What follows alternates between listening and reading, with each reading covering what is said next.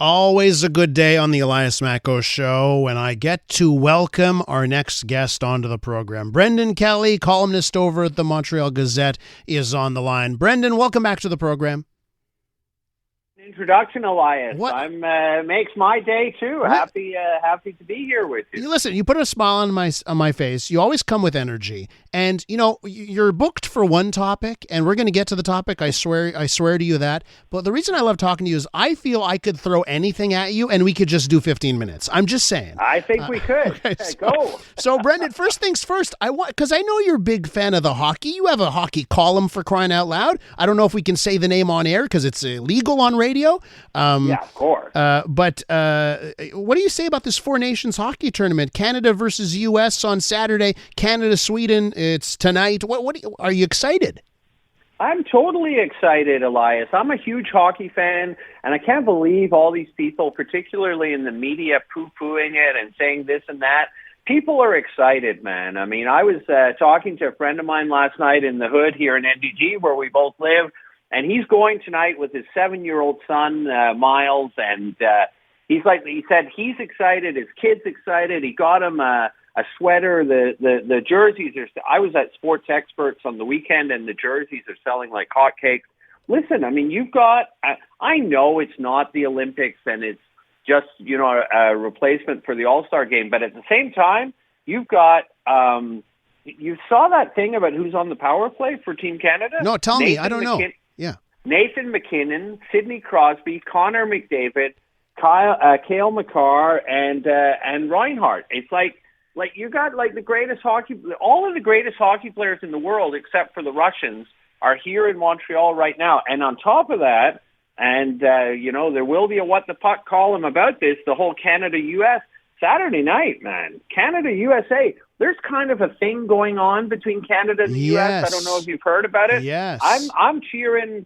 We're always cheering for Canada, obviously, but don't you want them to just brutally, dramatically beat the U.S. in this tournament and say, hey, Mr. Trump, Sidney Crosby just scored the winning goal. Yeah, I want like an 8-0 victory for the Canadians over the Americans. That's what I want. I think it'll be so therapeutic for this country if that were to be the case. But just anything on the pricing of the tickets there, Brendan. On the mean streets, I love to hear that on Oxford and Harvard and Wilson, they're talking about this hockey tournament. But what about the pricing of the tickets? The pricing is ridiculous, Elias. I agree. And the pricing of Habs tickets is ridiculous. Mm-hmm. And it's the same thing. It's the greedy NHL, and it's not good, and it's uncool. And like I said, I was talking to my friend. I mean, I'll give a shout out Zach Eberts, who runs Mange 2, which is a great place that sells fish and meat on Sherbrooke Street West near Melrose. Mm. And it's like, he bought a couple of tickets, and he was saying how he bought them for, I'm off the top of my head, I think $200 each a while ago, sort of in maybe the 300 section. But they're now selling for way more. And if you buy in the Reds, personally, I have a problem. I don't buy tickets to hockey games. If friends invite me, I'll go, right? And even then, it'll cost me an arm and a leg. But there's something wrong with the picture, and I guess you can just tell me that's the way professional sports are. But you know what? If you've got a young family, anyone's got a young family, they want to bring, say, their 2 kids to the game, that would seem to be a reasonable thing to do. You can't do it unless you're a banker, Yeah. I mean, it's uncool. And even, I was looking, if you look at the seats right at the top, and even those cost a fair bit, and you're 8 miles from the action. So no, there really is excitement about this. But you know what? My son, who's 24, and his buddies, they've got a table at Casual Spar. Get yourself a table at a sports bar. Yeah. Order a couple of brews and watch it that way. Because and bring your Canadian flag along for the ride. Well, and who knew that we had nationalists in Canada? Totally. Even Quebecois. This is hilarious. You saw that meme on Facebook, about like Legault, and he's like, I don't understand. Like suddenly people, like my joke is people are saying, tu sais, finalement, c'est Saskatoon, j'aime ça. C'est pas mal. It's a united front, and we haven't seen that in forever, so it's great to see. Okay, so Brendan, listen, the reason you were booked for this show today was to talk about U.S. versus Canada, but with the film and TV industry. And if that tariff battle, the trade war, is causing ramifications, repercussions for the Quebec film and TV industry. What did you find out in the Gazette this week? Well, you know what, Elias, we don't really know yet. So, the whole thing is so up in the air, right? It's like there's going to be tariffs. Then we put a month-long delay, or Trump puts a month-long delay on the tariffs. And a week later, he says, oh, you know what, by the way, we're putting steel and aluminum tariff today. Now Legault is saying it's only in a few weeks.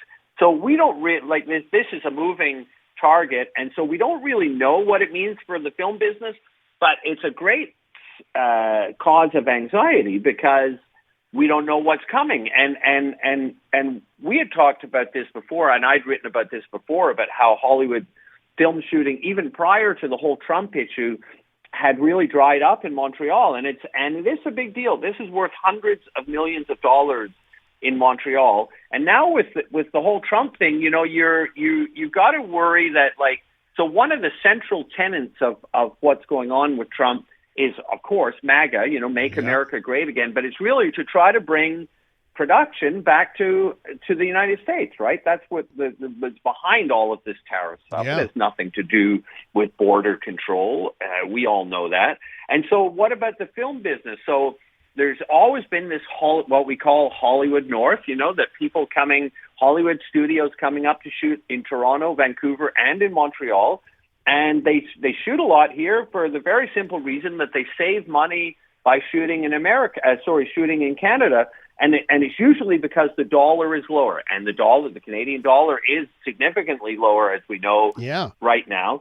But what would happen, and I was talking to Stéphane Cardin, who's head of the Quebec Film and Television Council, and that's the group that's basically trying to get the Hollywood producers to come shoot in Montreal.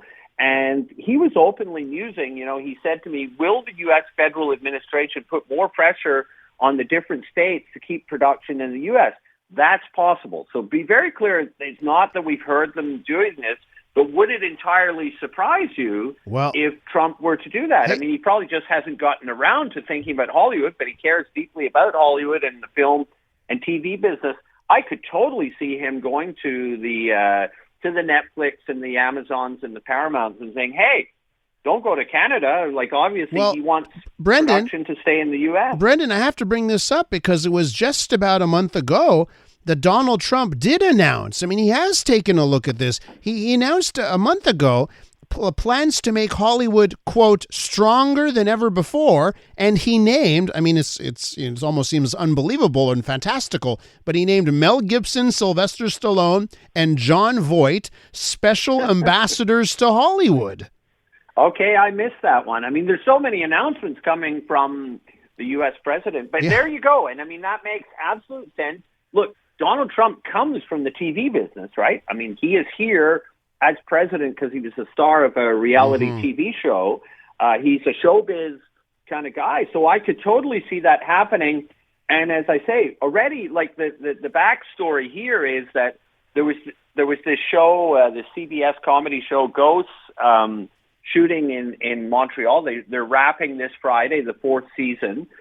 After that, there is nothing on the ledger for all of 2025. And this, as I say, predates the threat of Trump coming in and saying, hey, don't shoot in Canada.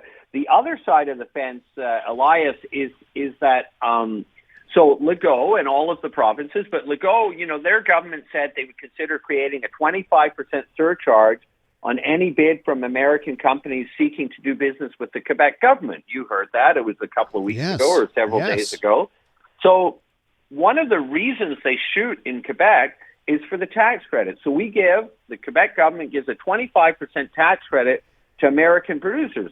So if the tariffs come in, and it is a big if, but I mean, say they come in, and it's quite possible, and Quebec is retaliating, well, do they then... They're saying they're going to put a surcharge on American bids. So what about eliminating or decreasing the tax credits? Now, I'm not saying they haven't said that. And again, Stéphane Cardin, who's the guy who represents the industry, he said he was in Quebec City and they were talking to officials, normal pre-budget meetings, about tax credits. And he said he had heard nothing about this. But again, these tax credits are there to help American companies do business in Canada. So what happens if we're in a full-on trade war, which looks like where we're going? Well, but you know what, Brendan, listen, running up against the clock, but just to your previous point, the most concerning thing is, forget about Trump for a second. Even without Trump, there's nothing on the docket for the rest of the year now that Ghost is wrapped up. That must be so concerning for everyone in the industry. And keep in mind that like, in the past, like when things were booming, that, the salaries from people here, technicians, film technicians, Quebec people, Montrealers basically, working in the film business, off the top of my head, I think in a good year they could make $90 million. Like, this is big money. So all of those people have the big donut for 2025 and kind of close to the, not very good last year, not very good the year before. Guess what? These are all people, they're very high-paying jobs. They're very good jobs, but you're totally freelance. Guess what? They're just like you and I, Elias. They've got mortgages to pay. They've got kids to pay for. They've got groceries to pay for that cost a lot more. And I've talked to the people at the film union here, and people are freaking out. Like, this is a very serious thing. Yeah. And so it's already really bad. And then you've got this other perfect storm looming. It's not a good scenario. I mean, and like, no one in the business is happy about this, Brendan. And they're hoping it'll all turn out, but who knows? Right now, nothing shooting this year. Brendan, we could talk all day. I want to thank you so much for coming on, and let's talk again real soon, okay? Okay, sounds good, Elias. See you later. Montreal Gazette columnist there, and of course, he's got that wonderful hockey column as well. What the Puck